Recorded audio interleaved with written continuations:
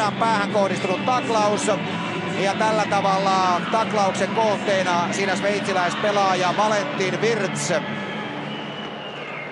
Todella niin kuin selkeästi puun takaa vedetä pelaajaa. Tässä nähdään, hyvin, että hänellä ei ole minkäänlaista näkemystäkään siitä, että Ovechkin tulee jäähyaitiosta. Ja tuossa täytyy kyllä kunnioittaa ja ihan päähän kohdistuva taklaus. Että tämä on mielenkiintoista katsoa, että jääkö tämä 2+10 ja mitä mahdollisia jälkiseuraamuksia tästä tulee. Muistamme sitten Weberin 3 ottelun rangaistuksen, niin odotteletko jopa sitä, että tulee jotain vastaavaa? Linjaratkaisu on tehty siinä edellisessä tapauksessa ja nyt on kyllä tosi mielenkiintoista, koska tässä on kotijoukkueen tähtipelaajasta kysymys, että miten niin kuin prosessi etenee. Ja aivan oikein, 5+20 on täysin oikea ratkaisu tästä näin.